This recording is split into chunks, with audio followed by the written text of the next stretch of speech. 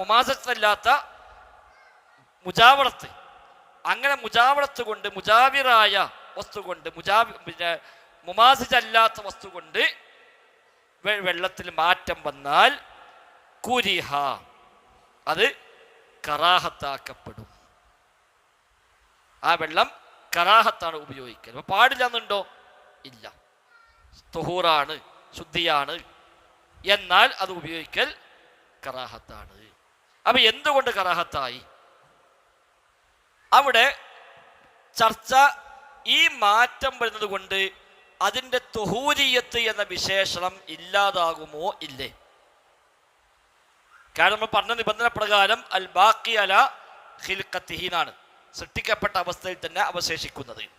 എന്നാൽ ഈ പറയപ്പെട്ട എന്തെങ്കിലും കൊണ്ടൊക്കെ മാറ്റങ്ങൾ വരുമ്പോൾ ആ വെള്ളത്തിൻ്റെ തുഹൂരിയത്ത് മറ്റൊന്ന് ശുദ്ധിയാക്കാൻ പര്യാപ്തമാവുക എന്ന വിശേഷണം ആ വെള്ളത്തിൽ നഷ്ടപ്പെട്ടു പോകുമോ ഇല്ലേ എന്ന ചർച്ച പണ്ഡിതന്മാർക്കിടയിലുണ്ട്. ആ അഭിപ്രായ വ്യത്യാസത്തെ പരിഗണിച്ചുകൊണ്ടാണ് കറാഹത്ത് എന്ന് പറഞ്ഞത്. അതിങ്ങനെ ചിലർ പറഞ്ഞല്ലോ, ചില പണ്ഡിതന്മാരെങ്കിലും ഇങ്ങനെ പറഞ്ഞല്ലോ.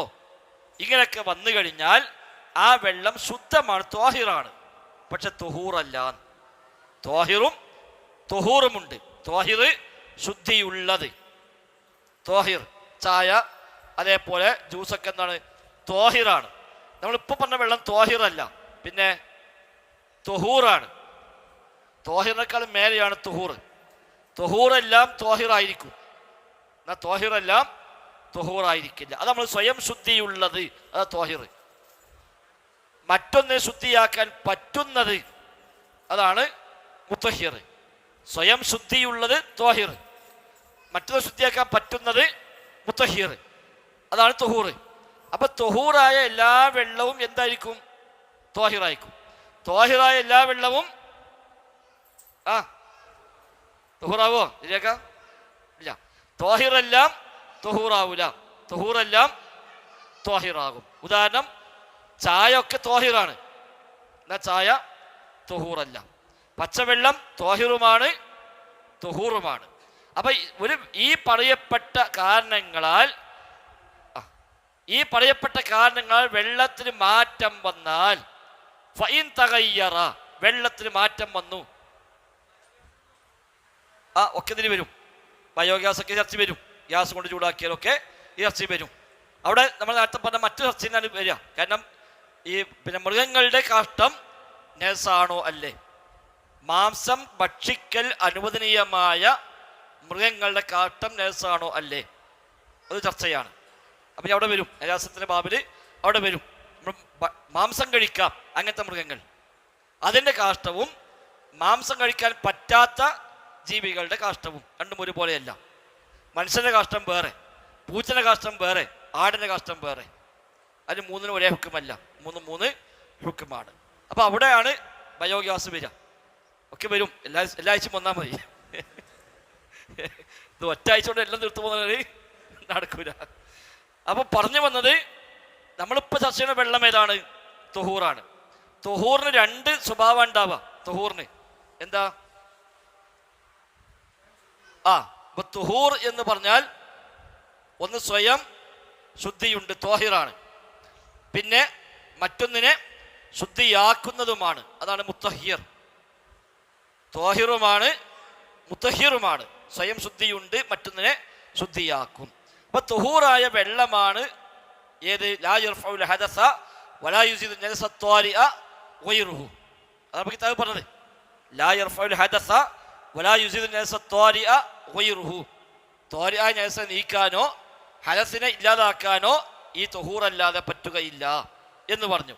ഇനി തുഹൂറായ വെള്ളം ഫഇൻ തഗയ്യറ, ഈ തുഹൂറായ വെള്ളത്തിന് മാറ്റം വന്നാൽ ബിഗൈരി മുമാസിജിൻ, മുമാസിജ് അല്ലാത്ത വസ്തു കൊണ്ട്, കഖിതഇ കാഫൂരിൻ വദുഹ്നിൻ വമിൽഹിൻ മാഇയിൻ, ഈ വക വസ്തുക്കൾ കൊണ്ട് ഈ തുഹൂറായ വെള്ളത്തിന് മാറ്റം വന്നാൽ, ഔ സുഖിന ബിനജിസിൻ കുരിഹ, നജസായ വസ്തു കൊണ്ട് ചൂടാക്കപ്പെട്ടാലും അത് കുരിഹ എന്ന് പറഞ്ഞു, കറാഹത്താണ്. എന്തുകൊണ്ട്? അപ്പൊ കറാഹത്ത് പറഞ്ഞ അസ്ൽ എന്താണ്? കറാഹത്തത് പറയാൻ പ്രത്യേകം തെളിവുണ്ടോ ചോദിച്ചാൽ തെളിവില്ല. ഇങ്ങനത്തെ വസ്തുക്കൾ കറാഹത്താണ് എന്ന് പറയാൻ തെളിവുണ്ടോ? നേക്ക് നേരെ തെളിവില്ല. പിന്നെ എന്തുകൊണ്ട് പണ്ഡിതന്മാർ പറഞ്ഞു? തെളിവില്ലാതെ പറയുമോ? പറയില്ല. അപ്പോൾ ഒരു പറയാൻ ഒരു അടിസ്ഥാനം ഉണ്ടാകും. ആ അടിസ്ഥാനം എന്ത്? അവിടെയാണ് പറഞ്ഞത്. ചില പണ്ഡിതന്മാർ പറയുന്നു ഈ വക മാറ്റം സംഭവിക്കുന്നതോടുകൂടി തുഹൂരിയത്ത് എന്ന വിശേഷണം ആ വെള്ളത്തിൽ നിന്ന് ഇല്ലാതായി. പിന്നെ എന്തുണ്ടാവുള്ളൂ? അപ്പോൾ തോഹിറായി നിലക്കും മുത്തഹിറാവൂല. തുഹൂരിയത്ത് പോയി കഴിഞ്ഞാൽ ആ വെള്ളം തോഹിറാണ്, എന്നാൽ എന്തല്ല, മുത്തഹിറല്ല എന്നാണ് ഒരു പക്ഷം പണ്ഡിതന്മാരുടെ അഭിപ്രായം. മുമാസിജാവട്ടെ മുജാവിറാവട്ടെ വെള്ളത്തിൻ്റെ അവസ്ഥക്ക് മാറ്റം വന്നാൽ തന്നെ തുഹൂരിയത്ത് നഷ്ടപ്പെട്ടു. അപ്പോൾ തുഹൂരിയത്ത് നഷ്ടപ്പെട്ടാലോ പിന്നെ ഒതുക്കാൻ പറ്റുമോ? പറ്റൂല. എന്നാൽ ഹംബലി മദ്ഹബ് അഭിപ്രായ പ്രകാരം തുഹൂരിയത്ത് നഷ്ടപ്പെടുകയില്ല. ഈ പറയപ്പെട്ട കാരണങ്ങളാൽ മാറ്റം വന്നാൽ ബിഗൈരി മുമാസിജിൻ, മുമാസിജ് അല്ലാത്തത്.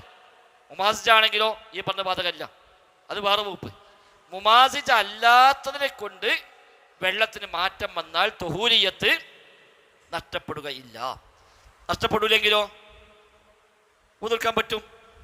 അപ്പോൾ ഒതുക്കാൻ പറ്റൂല എന്ന് പറഞ്ഞാൽ പ്രശ്നമാണ്. പറ്റുമെന്ന് പറഞ്ഞാലോ മറ്റൊരു അഭിപ്രായ പ്രകാരം പിന്നെ ഒതു ശരിയാവില്ല. പറ്റൂല പറഞ്ഞ കൂട്ടുണ്ടല്ലോ. പറ്റൂല എന്ന് പറഞ്ഞ ആളുകളെ വീക്ഷണപ്രകാരം ആ വെള്ളം കൊണ്ട് ഒതുണ്ടാക്കിയാൽ ഒതു ശരിയാവില്ല. പറ്റുന്ന പറഞ്ഞ അഭിപ്രായ പ്രകാരം വെള്ളം ഒതുക്കാൻ ഇത് പര്യാപ്തമാണ് താനും. അപ്പം ഈ രണ്ട് അഭിപ്രായ വ്യത്യാസങ്ങളെയും പരിഗണിച്ചു. ഇങ്ങനെ പറഞ്ഞവരുണ്ട്. ആ പറഞ്ഞവരും കൂടി കണക്കിലെടുത്തുകൊണ്ടാണ് കുരിഹ, പാടില്ല എന്ന് പറഞ്ഞില്ല, പക്ഷേ കറാഹത്താണ്. അപ്പം എന്തായി? ഇതല്ലാത്ത വെള്ളം ഉണ്ടെങ്കിൽ ആ വെള്ളമാണ് ഉപയോഗിക്കാൻ നല്ലത്. ഇല്ല വേറെ വെള്ളമൊന്നും ഇല്ല, ഈ വെള്ളമേ ഉള്ളൂ, ഞങ്ങൾ തൈമം ചെയ്യാൻ പോണ്ട, ഈ വെള്ളം കൊണ്ട് ഉദു ചെയ്തോളി. മറ്റൊരു അഭിപ്രായ പ്രകാരം ഈ വെള്ളമേ ഉള്ളൂവെങ്കിൽ ആ വെള്ളം ഉപയോഗിക്കാൻ പറ്റില്ല, തൈമം ചെയ്യണം. നമ്മളെ വീട്ടിൽ ചായ ഉണ്ട്, വേറെ ഒരു വെള്ളമില്ല, നമ്മളെ ചായ കൊണ്ട് ഉണ്ടാക്കുമോ? അതല്ല തൈമം ചെയ്യുമോ? അറിയിക്കാം. നമ്മൾ ചായ മാത്രമേ ഉള്ളൂ വീട്ടിൽ, അല്ലെങ്കിൽ കഞ്ഞിവെള്ളം മാത്രമേ ഉള്ളൂ, വേറെ ഒരു വെള്ളമില്ല എങ്കിൽ തൈമം ചെയ്യുമോ അതോ ചായ കൊണ്ട് ഉണ്ടാക്കുമോ? തൈമം ചെയ്യും. കാരണം ചായ കൊണ്ട് ഉണ്ടാക്കാന്ന് നമ്മളെ സംബന്ധിച്ച് അങ്ങനത്തെ വകുപ്പേ ഇല്ല. അപ്പൊ ഈ വിഷയത്തിൽ തുഹൂരിയത്ത് നഷ്ടപ്പെടും എന്ന് പറഞ്ഞ പണ്ഡിതന്മാരുടെ അഭിപ്രായ പ്രകാരം ഈ വെള്ളം ഉപയോഗിക്കാൻ പറ്റൂല, ചായ പോലെയാണ്, ഓൽക്കപ്പം പകരം തൈമം ചെയ്യണം. നഷ്ടപ്പെടൂല എന്ന് പറഞ്ഞ അഭിപ്രായ പ്രകാരമോ തൈമം ചെയ്താൽ ശരിയാവോ? തൈമം ചെയ്താൽ ശരിയാ? വെള്ളം ഉണ്ട്, ഇവിടെ വെള്ളമുണ്ട്, ഈ വെള്ളം ഉണ്ടായിരിക്കുക തൈമം ചെയ്താൽ ആ തൈമം പറ്റൂല, നമസ്കാരം ശരിയാവില്ല. അപ്പൊ ചെറിയ അഭിപ്രായ വ്യത്യാസമല്ല, അഭിപ്രായ വ്യത്യാസം പ്രധാനമാണ്. അപ്പൊ ആ അഭിപ്രായ വ്യത്യാസത്തെ പരിഗണിക്കണം. അത് പരിഗണിച്ചുകൊണ്ടാണ് കുരിഹ, ഇത് കറാഹത്താകുന്നു എന്ന് പറയുന്നത്. ഷെയ്ഖ് ഇബ്നുൽ ഉസൈമീൻ റഹിമഹുള്ളാഹ് ആ ന്യായത്തെ നിശിതമായി വിമർശിക്കുന്നുണ്ട്. ഇതിന്റെ ശറഹില് ഇബ്നുൽ ഉസൈമീൻ പറയുന്നു അങ്ങനെ പറയാൻ പറ്റൂല.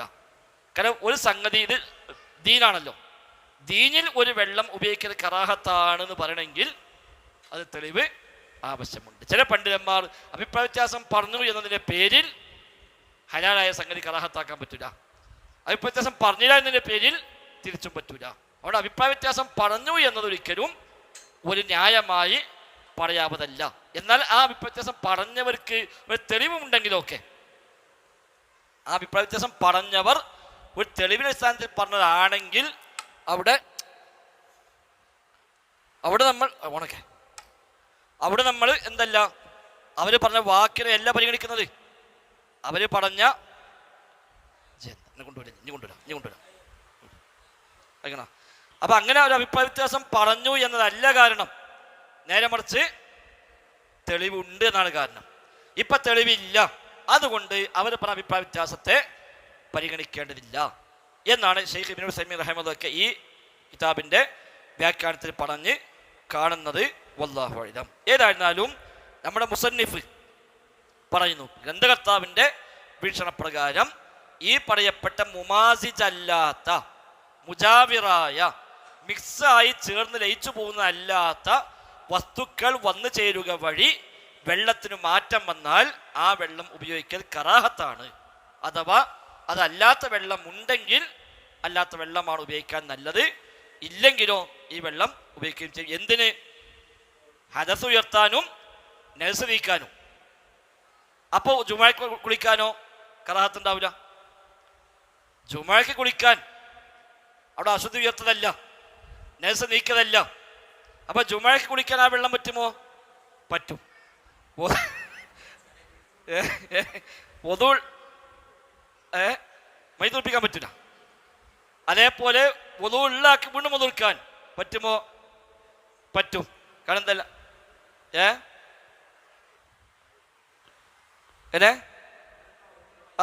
അത് മാത്രമല്ല ഉപയോഗിക്കണത്, അത് അവസാനത്തിൽ ഉപയോഗിക്കണേ. കുളിപ്പിക്കാൻ അസ്ലിയായി മറ്റേ വെള്ളം ഉപയോഗിക്കുന്നുണ്ട്.